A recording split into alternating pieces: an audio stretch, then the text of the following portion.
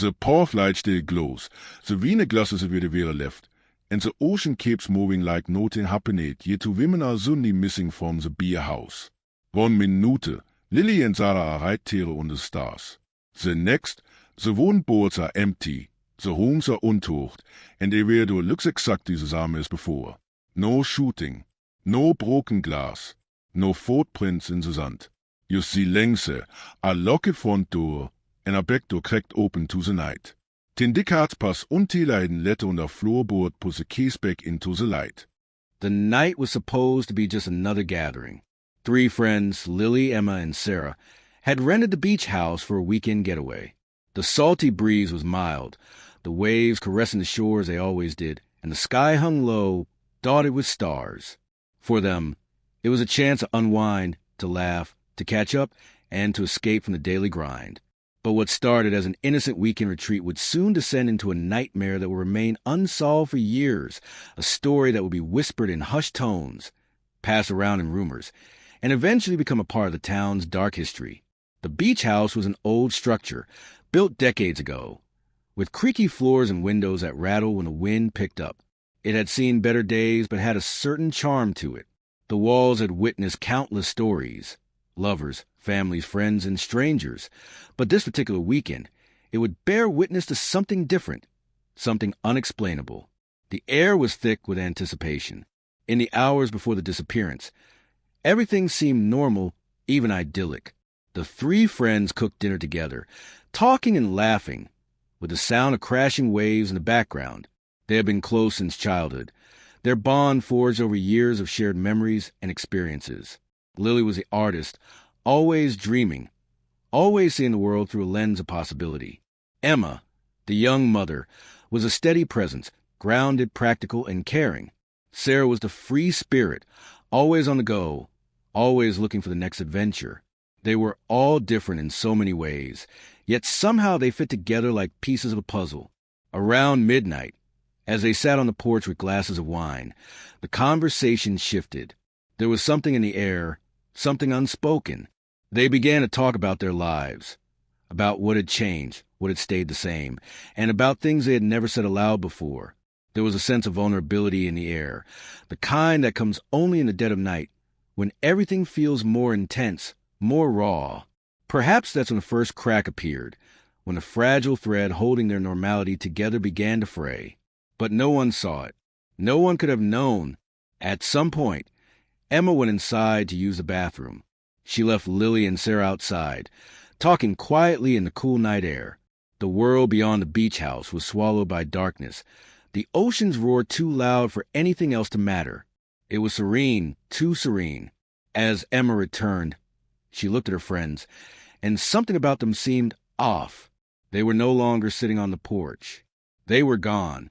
Not just inside the house, gone. The beach house was eerily silent, save for the sound of the night that seemed to echo more deeply, more hauntingly, in their absence. The suddenness of it took Emma's breath away. She called out their names, her voice trembling in the still night, but there was no response. Panic set in quickly. Her first instinct was to search the house, to find them hiding in some corner or another. But as she searched room by room, her heart sank. The beds were undisturbed. The living room, where they had sat only moments before, was empty. The kitchen, the bathroom, the closets, nothing, not even a trace of them. There were no signs of a struggle, no overturned furniture, no broken windows. The front door was locked, and the back door was slightly ajar, but there was no sign that anyone had left in a hurry. Emma stood still for a moment, her mind racing, trying to make sense of it all. How could they have just disappeared? What had happened? Was it possible they had left on their own, walked out into the night? But even that seemed impossible. The beach house was in the middle of nowhere. No one would walk off into the wilderness without a word, without telling anyone. It didn't make sense. The local authorities were called in, but even they were stumped. They found nothing unusual at the scene. No footprints in the sand. No items left behind that could give them any clues. It was as if Lily, Emma, and Sarah had vanished into thin air. There was no note, no phone calls, no signs of distress. They were just gone. The investigation was launched immediately, but despite their best efforts, The police came up empty-handed. In the days that followed, the entire town buzzed with theories. Some believed it was a prank gone wrong. Perhaps the three women had planned to disappear, to stage their own vanishing for reasons no one could understand. Others suspected something more sinister. Foul play, maybe. A stranger had broken in, kidnapped them, and taken them away. But if that was the case, why were there no signs of a struggle? No evidence of any forced entry? The theories ranged from the bizarre to the disturbing, but no one had any concrete answers. The beach house was searched repeatedly, but it yielded nothing but more questions. The police questioned everyone, family members, friends, acquaintances, but no one had seen or heard anything unusual. The three women had simply vanished from a place that should have felt safe, a place that should have been a sanctuary. The mystery deepened, and the investigation grew colder by the day. The beach house became a symbol of the unknown, a place where the living met the lost. Over the years, it sat empty, abandoned by visitors, avoided by the locals. Some even whispered that it was haunted, cursed in some way. But the truth remained elusive, buried beneath a mountain of unanswered questions. Years passed. The case went cold, and the world moved on. The families of the missing women were left to grapple with the loss, each in their own way. Some never gave up hope, clinging to belief that one day their loved ones would return. Others fell into despair, unable to move past the crushing weight of the unknown. The disappearance of Lily, Emma, and Sarah became one of those stories people told in whispers, a tragedy that no one could explain, but that everyone seemed to remember. Then, 32 years later, a discovery was made that would change everything. It was a small thing at first, an overlooked detail in the case files. But as investigators dug deeper, they began to uncover a trail that had long been forgotten, leading to a truth far darker than anyone could have imagined. And so, the story of the three women, their lives, their mysterious disappearances, and the secrets that lay buried, would come to light once more. The beach house, now decades old, would once again become a place of reckoning, its walls hiding truths that had been waiting all this time to be revealed. Lily, Emma, and Sarah had been inseparable since childhood, each of them shaped by their shared history, their laughter, their tears, and their deep, unspoken understanding of one another. Their bond was forged in the small moments that filled the years. The secret hideaways they'd create on rainy afternoons, the long walks they'd take down quiet country lanes, their endless conversations that stretched far into the night. The kind of friendship where time doesn't matter, where you grow and change, but always come back to the same place with each other.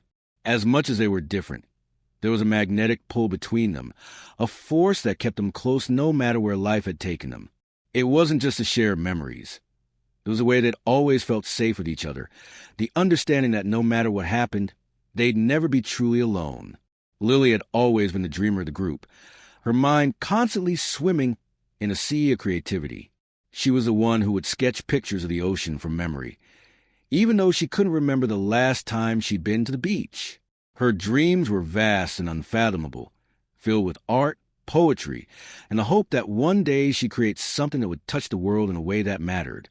But for all her vision, Lily sometimes felt isolated, as though the world was too small for the size of her dreams. She didn't quite fit into the neat boxes that life had laid out for her.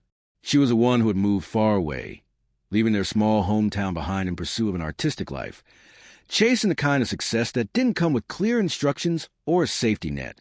Even though she was constantly surrounded by people in the bustling city, Lily often felt a sense of quiet loneliness. Her friendships, especially with Emma and Sarah, were the only thing that grounded her, reminding her of a time when the world was wide open and everything felt possible. Emma, on the other hand, had always been the practical one. She was grounded, steady, the kind of person who made decisions based on careful thought and consideration. While Lily chased her dreams in the city, Emma stayed in their hometown, married young, and became a mother. Life had unfolded differently for her, but she didn't mind. She found fulfillment in the small, everyday moments, tending to her children, building a home, taking care of those she loved.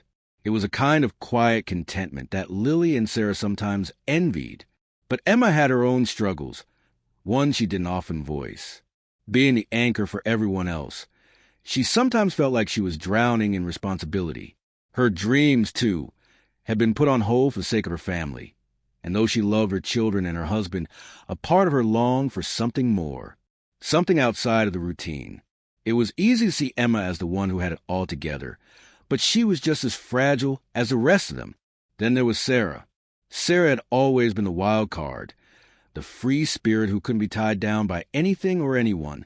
She was the one who always seemed to be running toward the next adventure, whether it was backpacking through Europe or hopping on the back of a motorcycle with a stranger. Sarah lived for the thrill of the unknown, always chasing after something new, something that would keep her heart beating faster.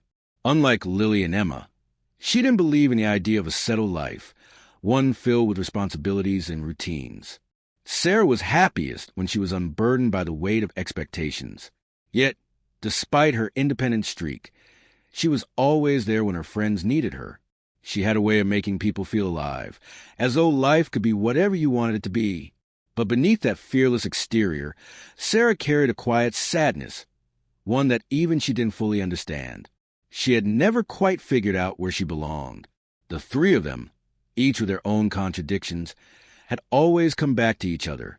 It was a love they didn't need to verbalize, the kind that was woven into the fabric of their daily lives. They were each other's touchstones, the ones who knew them best, who saw them in ways no one else could.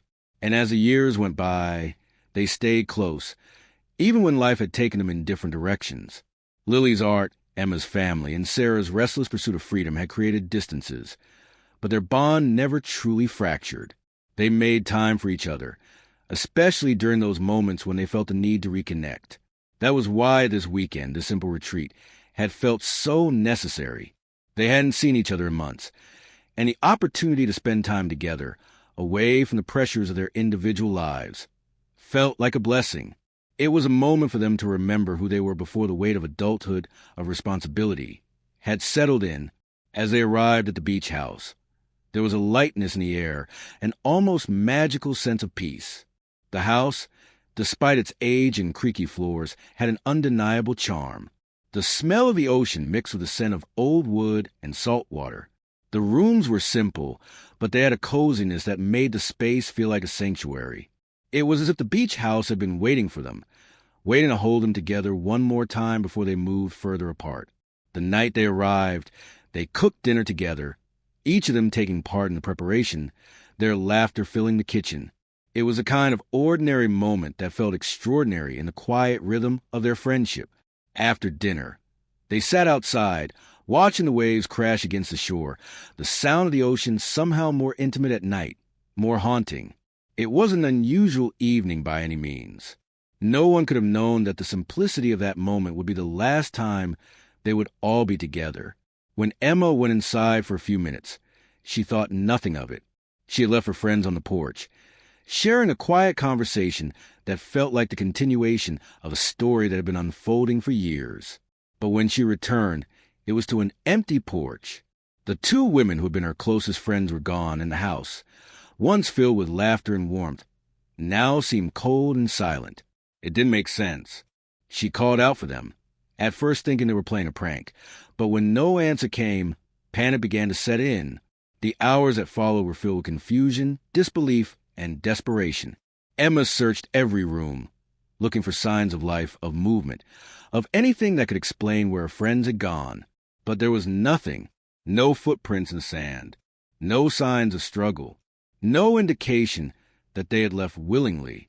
It was as though they had simply vanished, leaving the house and Emma behind.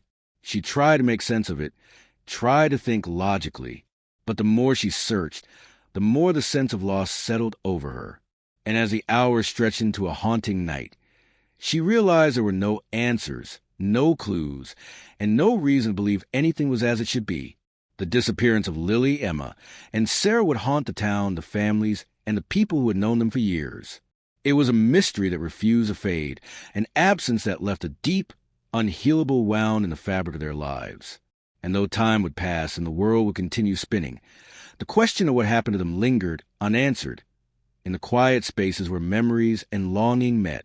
The investigation began with an air of quiet optimism, an initial belief that, with enough effort, the missing women would be found. The police arrived at the beach house early the next morning, their uniforms crisp, their expressions set. The scene was eerily calm. The beach house still standing in the same place, as if time had frozen in the moments before the disappearance. It was almost as though Lily, Emma, and Sarah had never been there at all. There were no signs of forced entry, no indication that anyone had struggled. The house was as it had been the night before, the rooms untouched, the air still heavy with the scent of the ocean and old wood. Nothing in the house seemed disturbed. The furniture was in its usual place. There was no shattered glass, no broken doors or windows, no signs that a crime had even occurred. The first thing the officers did was to question Emma. She was understandably shaken, her voice trembling as she recounted the events of the previous evening. Her confusion and fear were palpable, but her account was clear. She explained how she had left the porch for only a brief moment, and when she returned, her friends were gone. There were no signs of a struggle, no indications of anything out of the ordinary. She was certain that Lily and Sarah hadn't left on their own. After all, the idea of them just walking off into the night seemed impossible. The women were too close, too bonded, to have disappeared without any word, without any sign. But still, the police couldn't ignore the possibility of some sort of voluntary disappearance. Maybe it had been a prank. Maybe something had happened that they had planned without telling Emma.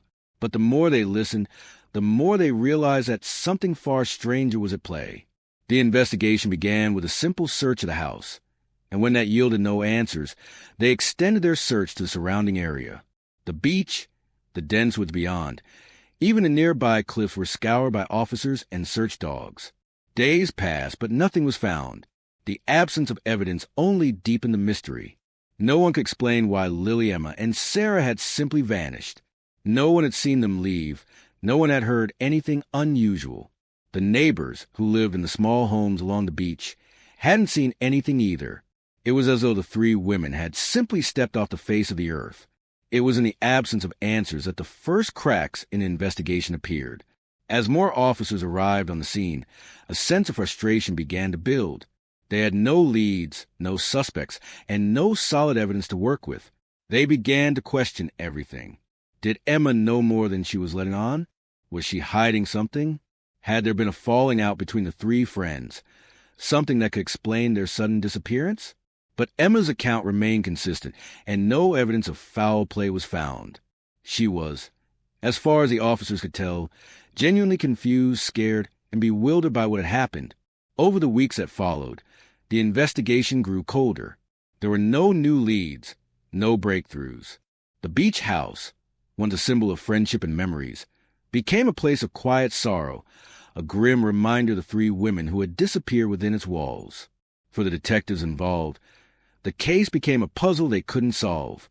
They combed through the women's past, searching for any connection to criminal activity, any reason why someone might want to harm them. But again, there was nothing. The three women had no known enemies. They weren't involved in any dangerous lifestyles or risky behaviors. As far as anyone could tell, they were just three ordinary women with ordinary lives. At first, the police entertained the idea of a spontaneous, voluntary disappearance. Maybe they had gone off with someone they knew, perhaps a lover or a mysterious figure from their past. But even that theory seemed thin.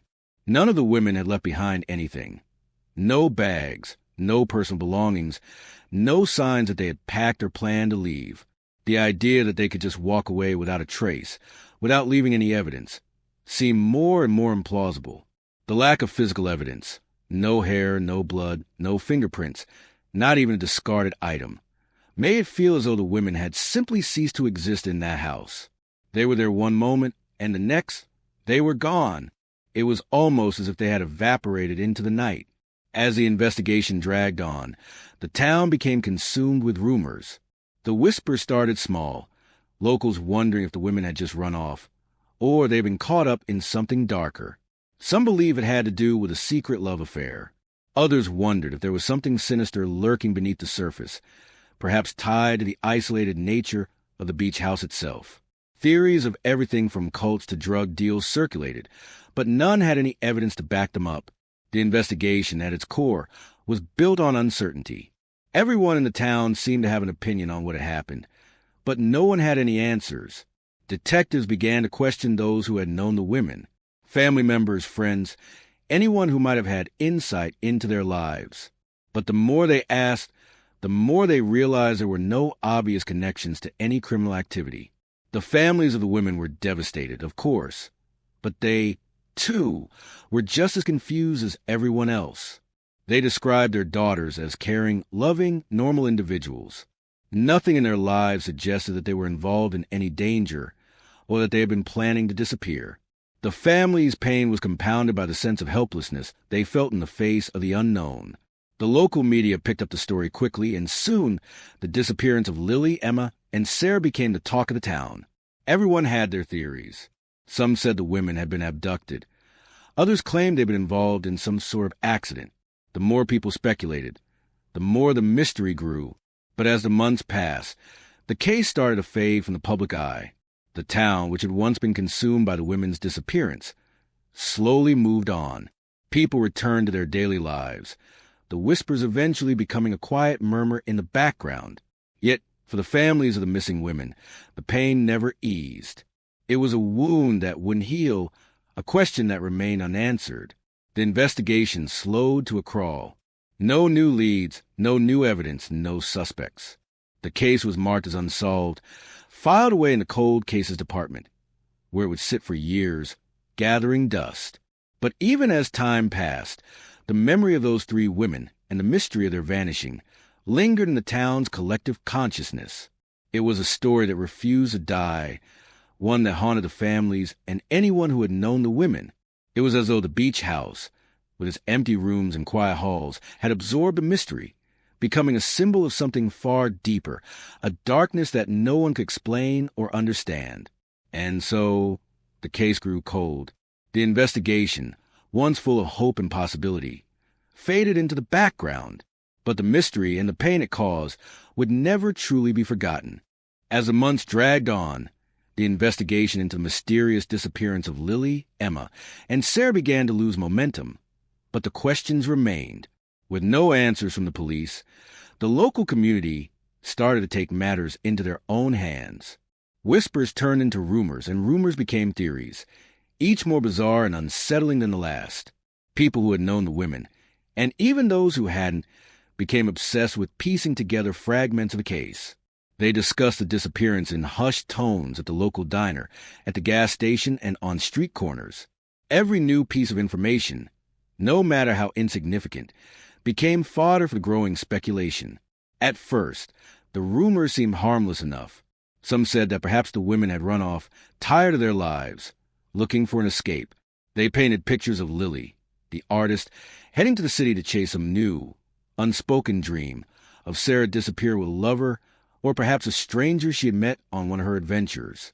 Maybe Emma, weighed down by the responsibilities of motherhood, had secretly left her family behind, seeking freedom in the quiet isolation of the coast. The idea that the women had left willingly, that they had orchestrated their disappearance as a way to escape the confines of their lives, took hold quickly in the minds of many. It was a comforting thought, an explanation that allowed people to believe that, no matter how strange it seemed, the women had simply chosen to disappear. But as time passed and no sign of the missing women appeared, the theories grew darker, more sinister. Some believed that the beach house itself was to blame. The house had a reputation among the locals, a kind of haunted history. It had always seemed out of place, too isolated, too old, with an unsettling air about it. The house had seen generations of vacationers, and yet there was always a sense of unease about it, a feeling that something was just a little off. It was the kind of house that felt as though it had seen too much, too many secrets hidden behind its peeling paint and creaky floors. Some locals began to speculate that the women hadn't left at all, that something in the house had caused them to disappear, as if the very walls had absorbed their presence. Some even went so far as to suggest that the house was cursed, that it had a dark, malevolent force lurking within it, one that claimed its occupants without warning. Others were more inclined to suggest foul play, though the theory seemed just as unsubstantiated as the rest. A few whispers began to surface, suggesting that the women had met someone on the beach or that they had been involved with someone who had sinister intentions. There were stories of people seen lurking in the area, strange figures who had been spotted near the beach house around the time of the disappearance. These rumors were vague and unsubstantiated, but the idea of a predator stalking the women became an easy narrative for people to latch onto. The police, of course, had found no evidence to support this, but the notion of an unknown assailant was tantalizing to those who craved a more concrete answer. Theories began to multiply, each more elaborate than the last. Some said the women had stumbled into a cult. The area around the beach house was known to be sparsely populated, and the dense woods surrounding it were the perfect hiding place for anyone wishing to stay out of sight. The idea of a secretive, dangerous group that operated in the shadows started to gain traction. It was whispered that the women had unknowingly walked into something dark and dangerous, a place where they were never meant to be. Perhaps they had witnessed something they shouldn't have, something that led to their disappearance. This theory played into the fears of the community, a sense that there were things hiding just out of view, waiting to draw on the unsuspecting. It was the kind of narrative that fed on the unknown, on the fear that danger could be lurking around every corner.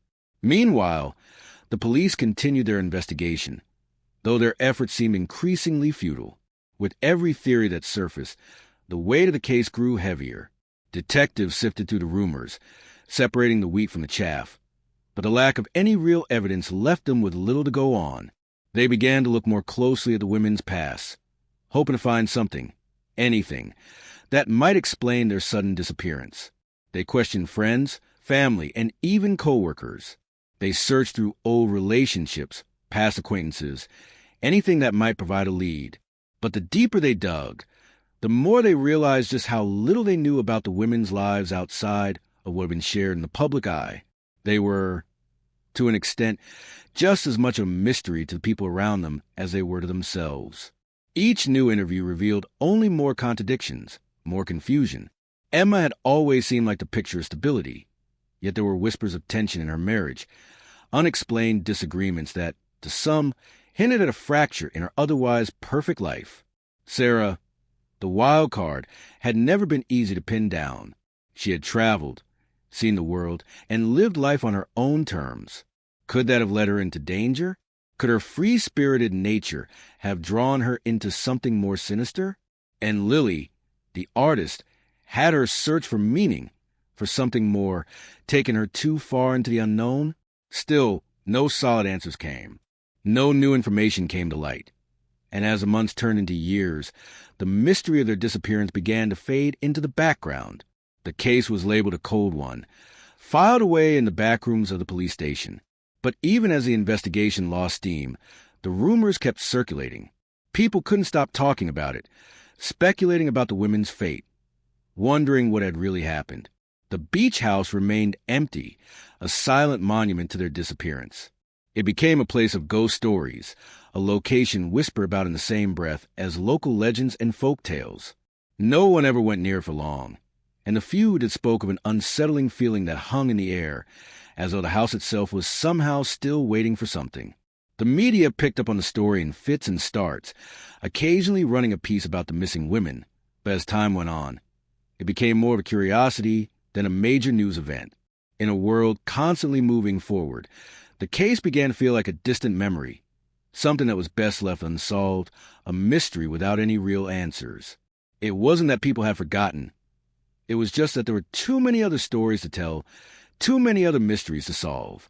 The families of the missing women, however, never gave up hope. They couldn't. There was always a sense of waiting, of wondering if the truth would ever come to light. They lived with the question, the constant ache of not knowing, of never being able to put the pieces together.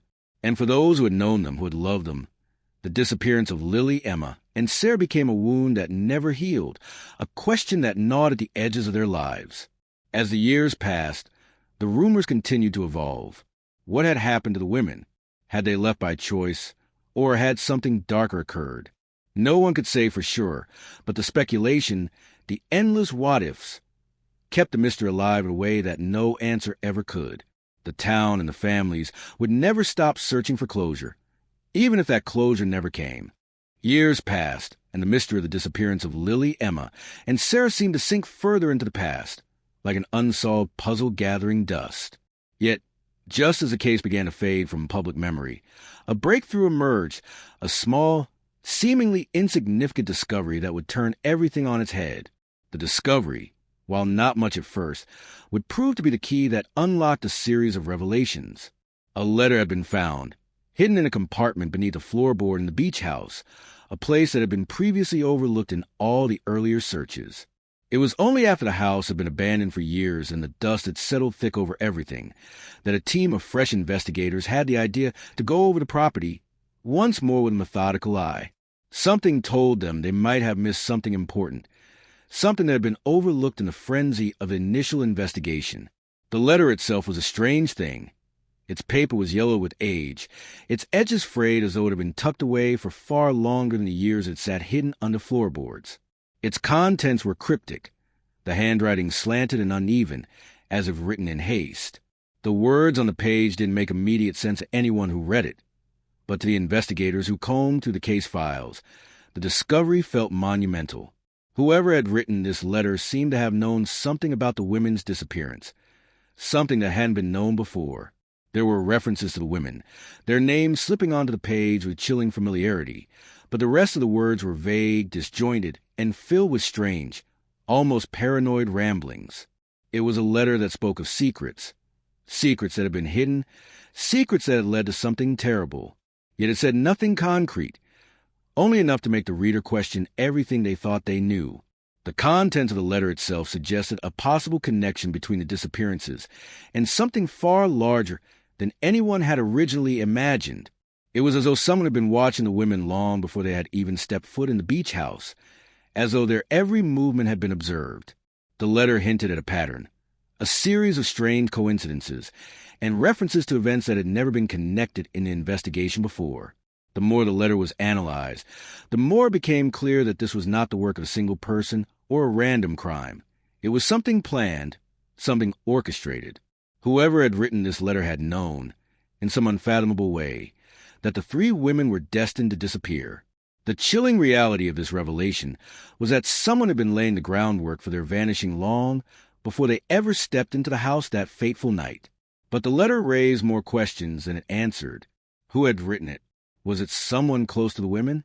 Someone who had been with them the night of their disappearance? Or was it a stranger, someone who had been watching from the shadows, waiting for the right moment to strike? The investigators pored over the letter for weeks, trying to make sense of its incoherent ramblings. Each word felt like a piece of a much larger puzzle, but the pieces didn't fit together. And just as they thought they were getting close to understanding the truth, something more unsettling emerged, a series of small but significant details in the letter that pointed to someone familiar, a name, carefully scribbled in the corner of the paper, a name that had not appeared in any of the earlier reports or interviews. It was the name of someone who had been close to the women, someone whose connection to them had never been questioned before. At first, no one could remember hearing this name during the initial investigation. It wasn't a name that had come up in any of the interviews with friends or family. But as soon as the name was mentioned, a collective shiver seemed to run through the group of investigators. It was the name of someone who had been close to all three women, someone who had been involved in their lives in a way that no one had initially realized.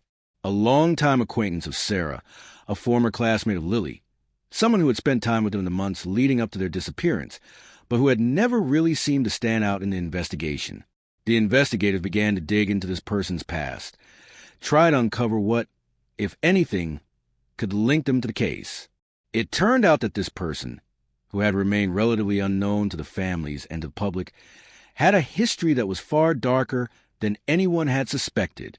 The more they uncovered about this individual, the more it became clear that they had a complicated, hidden agenda, a history of obsession and secrecy that pointed directly to the disappearance of the women. This person, it seemed, had been hiding in plain sight all along, blending into the background, unnoticed by everyone, including those closest to the victims. As investigators pieced together more details, they discovered that the women had interacted with this person in ways that they hadn't fully understood at the time. There had been late-night phone calls, strange visits to the beach house, and odd coincidences that, in retrospect, seemed too significant to ignore. The women, in their desire to reconnect with each other and leave their everyday lives behind, had unknowingly walked into a trap set by someone who had been waiting for the perfect moment to make their move. The beach house, which had seemed like the perfect place for a reunion, had become the perfect location for something far darker, a stage for a drama that no one had seen coming. The discovery of the letter and the subsequent revelation about the person connected to it changed everything. What had once seemed like a random, inexplicable event now appeared to be part of a much larger scheme. The women hadn't disappeared by chance. They had been carefully targeted. The realization that someone had planned their disappearance, that the three of them had been chosen for reasons that no one could yet fully understand, was a jarring one. As the investigation into the disappearance of Lily, Emma, and Sarah began to gain momentum, the unsettling revelations continued to unfold at an alarming pace. Each new discovery felt like a piece of a larger, more twisted puzzle, one that no one could have anticipated when the case had first started. The letter had opened the floodgates, revealing a hidden world of manipulation and secrecy that extended far beyond what anyone had imagined. It became clear that the women's disappearance was not just an isolated event, but part of a much larger, darker scheme that had been in motion for years. The person connected to the letter, the one whose name had first appeared so innocuously, was now at the center of the investigation. At first, it seemed like a lead that would quickly dissipate into nothing, just another dead end in a case that had already left detectives grasping at straws. But as they dug deeper, they uncovered a troubling web of connections that stretched across the town, reaching into the shadows where no one had thought to look. This person was not just an acquaintance of the women. They were a key player in a much larger story, one that involved not only the disappearance of three friends, but also the hidden lives of others in the town. The deeper the investigators delved into this person's past, the more they realized just how expertly they had been able to weave themselves into the lives of others, under guise of normalcy, of friendship, of trust. This individual had always been present, always lingering in the background, watching and waiting. They had known Lily, Emma, and Sarah in ways that no one had fully realized. They had been there at pivotal moments in their lives, offering support, providing counsel, and all the while building a connection that was anything but healthy. It was as if they had been laying the groundwork for something far more sinister, something that no one could have possibly suspected. As the investigator began to piece together the timeline of events leading up to the women's disappearance, it became clear that the person connected to the letter had been quietly manipulating the situation, influencing the women's decisions without them ever knowing it. They had inserted themselves into the lives of Lily, Emma, and Sarah with such subtlety that no one had ever questioned their presence. They had been the silent observer, the one who had planted the seeds of doubt, the one who had nudged the women toward the beach house that weekend. But why? What was their true motive? Was it a simple desire to control, to possess? Or was there something more, something darker, something twisted in the psyche of this person that had driven them to orchestrate such a devious plot? The letter, cryptic as it was, provided some clues. As the investigators pored over it, analyzing each word, they began to realize that it wasn't just a confession of knowledge. It was a roadmap, a set of instructions, outlining a plan that had been in motion for far longer than anyone had anticipated. It was as if the letter had been written in the midst of the act itself, as though the author had been so consumed by their own obsession that they couldn't help but document the unfolding events. The letter revealed fragments of information about the women's lives that only someone intimately involved with them could have known. It was littered with references to their personalities, their struggles, their fears, and their desires. And then, in the middle of it all, came a single chilling line, one that would haunt the investigators for weeks to come. "I've been waiting for this moment. They won't remember, but I will, and I will make them understand." It was a line that made no sense at first, but as the investigation unfolded, it began to take on a terrifying significance. It was as though the person behind the letter was playing some sort of twisted game, manipulating not only the women, but everyone around them.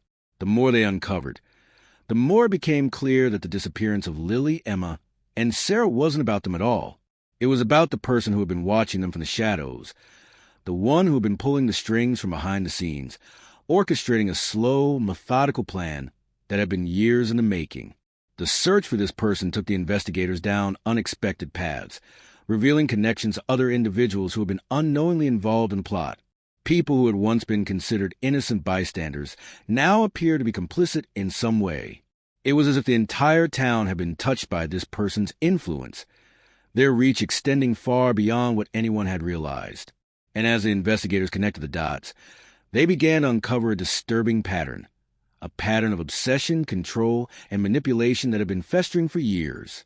The more they learned about this person's background, the more it became clear that they were no stranger to deception. Their life had been built on a series of lies, each one carefully constructed to create a facade of normalcy. They had always been the quiet one, the one who slipped through the cracks, unnoticed by those around them. But beneath the surface, there was a darkness that few could have fathomed. They had spent years perfecting the art of manipulation, learning how to get what they wanted without ever raising suspicion. And in the case of Lily, Emma, and Sarah, they had found the perfect targets. It was clear now that the three women had not been chosen by chance. Their lives had intersected with this person's in ways that no one had seen at the time. They had been drawn into the web of lies and manipulation without ever realizing it. The beach house, once seen as a simple getaway, had been carefully chosen as the setting for this twisted game. The letter had been the final piece of the puzzle, a cryptic reminder of the plan that had been set in motion long ago. The women had been lured there, intentionally, without even knowing it. And now, as the investigators dug deeper into the dark corners of this person's past, they began to realize just how far-reaching their influence had been. The deeper the investigation went, the more unsettling the revelations became. With each step forward, the true nature of the disappearance began to take on a terrifying clarity. It wasn't just a case of missing persons. It was a case of something much more insidious, a carefully orchestrated plot that had been unfolding for years. The investigation, which had initially been hampered by confusion and dead ends, was now pushing into areas that no one had dared to explore before. The person behind the disappearance of Lily, Emma, and Sarah had been playing a long game, and it was becoming increasingly clear that they weren't finished yet. One of the most chilling aspects of the investigation was the realization that the manipulator had been in plain sight all along. They weren't some shadowy figure lurking in the periphery of the women's lives. No, they had been close to them. Too close. They had been a trusted friend, an intimate confidant, someone who had infiltrated the women's lives in ways that no one could have suspected. The initial assumption had been that the women were simply in the wrong place at the wrong time, that they had fallen victim to random chance. But as the pieces of the puzzle slowly began to fall into place, it became apparent that the women's disappearance had been anything but accidental. This person, whose presence had never been fully acknowledged by the women themselves, had wormed their way into the very fabric of their lives. They had been there, always in the background, subtly shaping events and influencing decisions without the women even realizing it. They had been a quiet, almost invisible force, pulling strings and setting things in motion without leaving a trace. The manipulation was so subtle that it had been imperceptible to everyone, including the women themselves. They had trusted this person without question, seeing them as a friend, a companion, someone who had their best interests at heart. But the truth was far darker. As investigators dug into this person's background, they uncovered a series of troubling patterns, each one more alarming than the last. There were records of previous interactions with other people, friendships that had ended abruptly, strange incidents that had gone unnoticed, and even allegations of manipulation and deceit.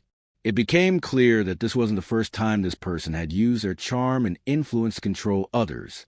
Their life had been one long game of deception, a series of carefully calculated moves designed to create an image of normalcy, while underneath, they were pulling the strings of those around them. What was even more disturbing was the fact that this person had been able to maintain their facade of friendship and trust despite their dark nature. They had been able to keep up the appearance of being a reliable, trustworthy individual, even as they slowly poisoned the relationships around them. They knew how to make people feel comfortable, how to gain their confidence, how to manipulate them into doing things they might never have considered otherwise. And all the while, they had been orchestrating a far more sinister plan. The beach house, the weekend getaway that was supposed to be a peaceful reunion, had been the perfect setting for this person's ultimate move. There had been no sign of forced entry at the beach house. No broken windows, no overturned furniture, no obvious signs of a struggle. It had been as if the women had simply disappeared. But as the investigators sifted through the details of that night, they began to realize that this was no ordinary disappearance. The manipulator had been the one to lead them there, to guide them into the perfect trap, The women had been carefully positioned, lured into a space where they felt safe and comfortable, unaware that they were walking into a carefully laid snare. The idea that someone they trusted had so thoroughly manipulated their every move was enough to make anyone question the very nature of human relationships. The fact that the women had disappeared without a trace was what made the case so extraordinary. It wasn't just that they had vanished. It was that they had been made to vanish. The manipulator's influence had been so pervasive that it had erased any trace of them, leaving behind only questions and confusion. There were no witnesses, no security footage, no physical evidence. It was as though the women had evaporated into thin air, as if they had never existed at all. The police, once certain that the case would be solved, were now left grasping at straws, unable to make any sense of the evidence, or rather, the lack thereof. But the manipulator had left behind a trail, a series of subtle, almost imperceptible clues that, when pieced together, began to tell a different story. It wasn't just a letter that had been found in the floorboard. It was the strange interactions that had been recorded in the women's journals, the odd comments made by friends and family, the unexplained gaps in their lives. The more investigators looked, the more they realized that the women's lives had been shaped by this person in ways they had never known. The beach house, the weekend retreat, had been the final act in a long series of manipulations. The discovery of the letter had been the first crack in the facade, the first real piece of evidence that suggested something far more sinister was at play. The letter, which had seemed nonsensical at first, had begun to make more sense as the investigation progressed. It had been written by someone who had been intimately involved with the women, someone who had known them better than anyone else. The strange, paranoid tone of the letter had hinted at a deeper truth, one that was slowly beginning to unfold. The manipulator had been watching the women, observing their every move, anticipating their every decision.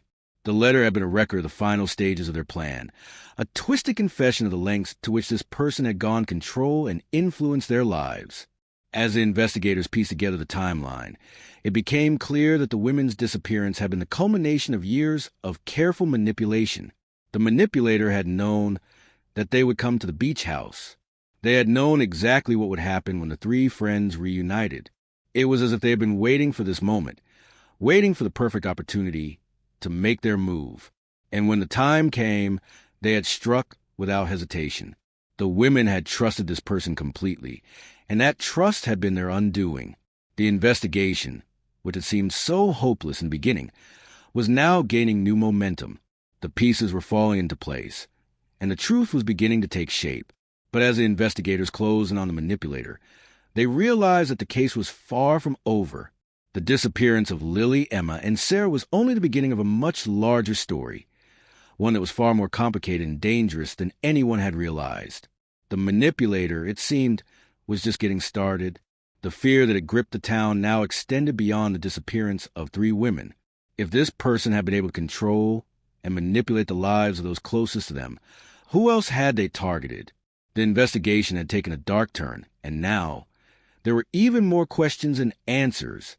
The truth was out there, but was buried beneath layers of deceit, and getting to it would require unraveling a web of manipulation and obsession that had been spun over the course of years. As the investigation unfolded, it became increasingly clear that the manipulator at the heart of the case was not acting alone. The more the investigators dug into the suspect's history, the more it became apparent that they were part of a much larger, more insidious network of individuals who had long been hiding in plain sight. This wasn't just a story of one twisted individual pulling the strings. It was a story of a hidden, secretive group of people who had been operating in the shadows for years. Each layer peeled back revealed deeper ties, more connections, and unsettling complexity that no one had been prepared for. The first indication that this was larger than a single person came when investigators started looking into the suspect's past. They discovered that the individual had a pattern, a history of getting involved with people who were vulnerable, who were seeking answers, who were searching for a sense of belonging. It was a pattern that repeated itself over and over again, spanning years, in various towns, under different names and in different contexts. This person had used their charm, their understanding of human nature, to infiltrate communities, gain trust, and then subtly manipulate the emotions and behaviors of those they interacted with. But it wasn't just this individual who was involved. The more the investigators uncovered, the more they realized that there was a network, an invisible web that had been woven around their town, and it wasn't confined to this one case. Through careful examination of past relationships, old friends, and associates, investigators discovered that this group had been silently influencing the lives of others, often without them ever realizing it. The people in the town who had seemed innocent, those who had been close to the women, those who had been part of their lives before the disappearance, were now being re-examined with a new lens. Had they been unwittingly complicit? Were they part of a larger, more calculated scheme that no one had recognized before? As it turned out, many of these people had been manipulated as well, some unknowingly playing their parts in the grand scheme of control and deception. There were whispers of people who had once been close friends of the women, but had abruptly distanced themselves after the disappearance. They had never been questioned, never been asked about their roles in the lives of Lily, Emma, and Sarah. But now, with new eyes, the investigators began to ask the difficult questions. What had these individuals seen? Had they known something? Could they have been part of the orchestrated disappearance? Or were they simply victims themselves? As the investigation progressed, a chilling realization began to take hold. The manipulator and their network had been operating in plain sight, hidden in the open. Their control over others wasn't just psychological. It was far more subtle and insidious. They had become the quiet architects of a new reality for those they preyed upon, shaping their thoughts, their desires, their fears, all while remaining in the background. This wasn't about money, power, or revenge. It was about control, about twisting the lives of others into something that suited their own needs, their own dark, hidden desires. The more the investigators uncovered, the more they realized that this was not a random crime, but the culmination of years of careful manipulation and planning. There was a sense of growing unease as the scope of the network became clearer. It wasn't just a few individuals scattered across the town who had been influenced. It was an entire community, slowly being shaped and molded by a hidden hand. The more the investigators pulled on the threads, the more connections appeared, some of them stretching back decades, others just a few months old, but all of them tied together by the same manipulative force.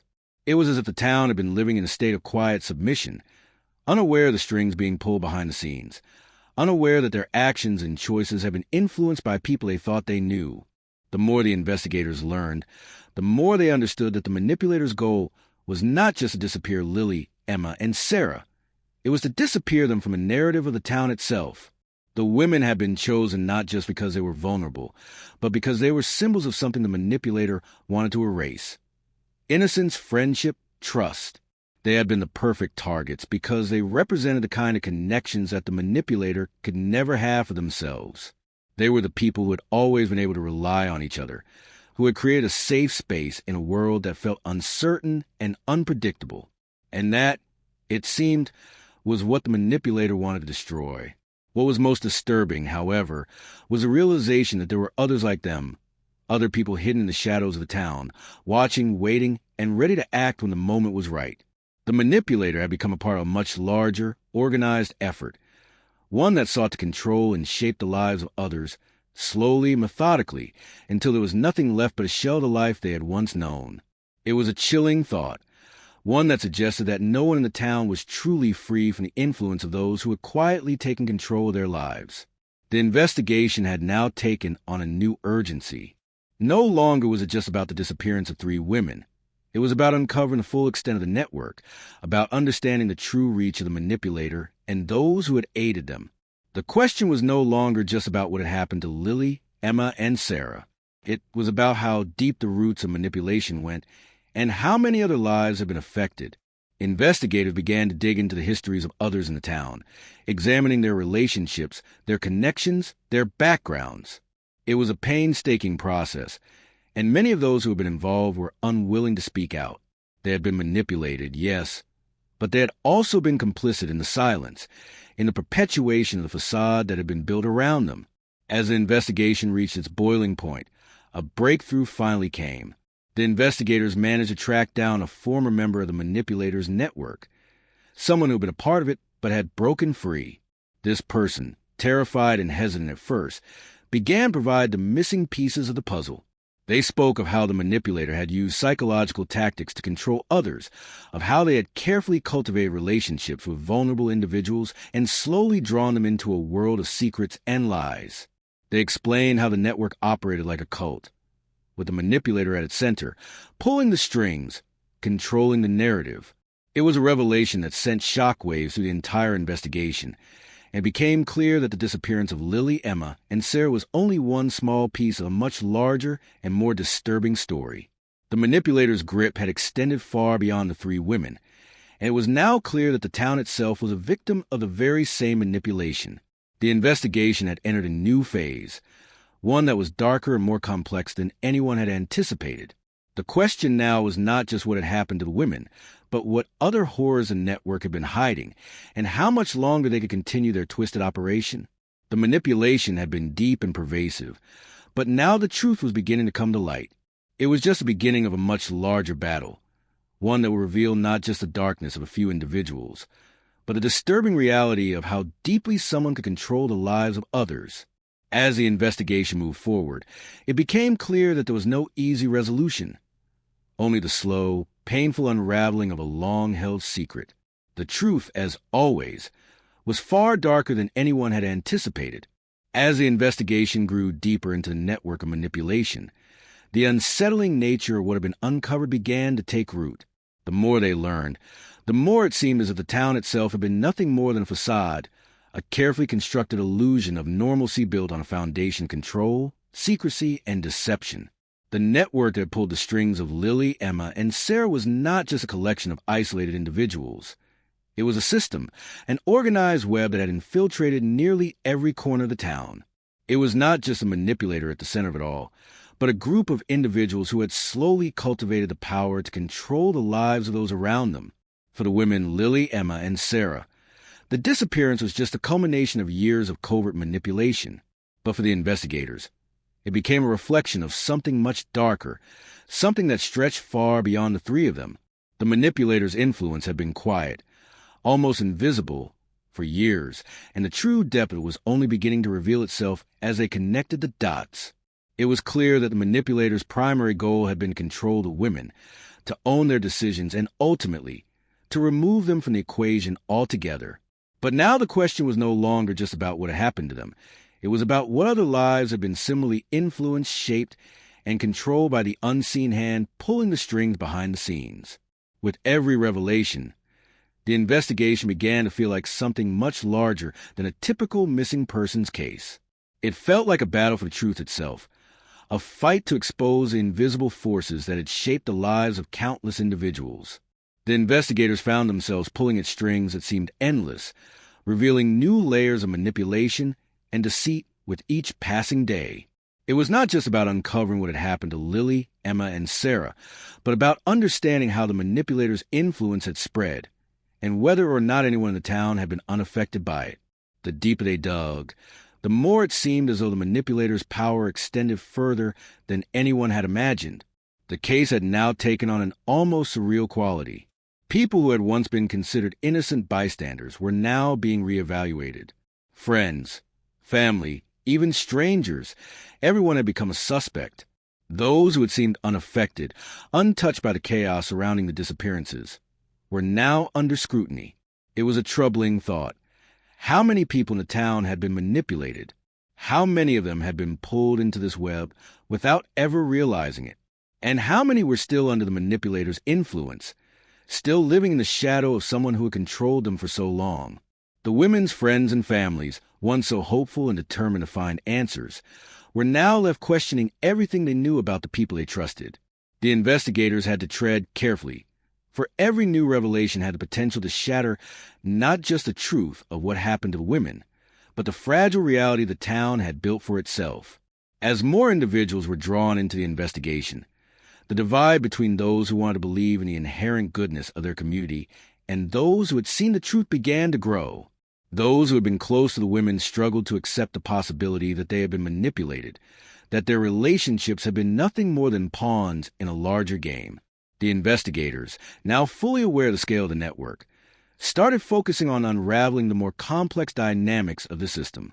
They began to piece together the network structure, understanding that it wasn't simply a matter of one manipulator pulling the strings. It was an organized effort. This group of individuals had worked together for years, feeding off each other's influence, guiding their targets toward specific decisions, steering them away from anything that could have exposed the network. The manipulator at the center of the case wasn't a lone figure, but part of a larger collective, a collective whose members had all been trained to execute the same strategies, to deploy the same psychological tactics, to ensure that the women and others like them would never fully escape their grasp. As the investigators started to trace the connections between these individuals, they uncovered an eerie pattern. The members of the group had been scattered throughout the town, holding various positions of power and influence, each one contributing in their own way to the manipulative network. It wasn't just a quiet, enigmatic figure who had been the mastermind. The system was far more complex. There were teachers, counselors, business owners, and even local government officials who had been involved, either knowingly or unknowingly, in shaping the lives of those around them. Some were active participants, others were unwitting accomplices, but all had been part of the larger effort to exert control over the lives of the town's residents. The sheer breadth of it all was staggering. Every connection seemed to lead to someone else, each piece of the puzzle expanding outward, until the entire town began to feel like it had been under the spell of this invisible, unacknowledged force for years. The community, which had once felt like a safe, close-knit place, was now a reflection of something much darker. It was as if the manipulator had built an invisible wall around the town, creating a bubble where people's actions were subtly shaped, their lives steered in certain directions, their thoughts controlled in ways they could never comprehend. The idea that they had all been living under the influence of something so pervasive, so insidious, sent ripples of disbelief through the investigators, as well as the families of the women who had vanished. The deeper the investigation went, the more the lines between who was involved and who was merely a victim became blurred. It was difficult to distinguish between those who had actively conspired to manipulate the women and those who had merely been caught in the undertow of the network's far-reaching influence. The web of control was so deeply woven into the fabric of the town that it was nearly impossible to untangle. And in the midst of all of this, there was one truth that stood out more than any other. The manipulator had created a world where they were always in control. No one had even realized they were being controlled. In a final, heart-stopping twist, the investigators uncovered the full scope of the manipulator's endgame. The disappearance of Lily, Emma, and Sarah was not just about removing them from the picture. It was about creating a new narrative, a new reality for everyone left behind. The manipulator had orchestrated the entire chain of events with one goal in mind: to create a world in which they were the only source of truth, the only guiding force, the only person whose influence truly mattered. They had wanted to control the narrative of the town, to rewrite its history, and to ensure that those who had been a part of their plans would never fully break free. The horror of this revelation hit everyone involved with the investigation like a tidal wave. What had seemed like a typical missing persons case had spiraled into something much more profound and disturbing. The women hadn't just vanished. They had been erased, not only from their own lives, but from the lives of everyone around them. The manipulator's control had reached deeper than anyone could have ever imagined. The mystery of their disappearance, it seemed, was just the tip of the iceberg. The true depths of this network's reach were only beginning to be understood. And in the end, the investigators realized the town they had once thought they knew so well was something entirely different.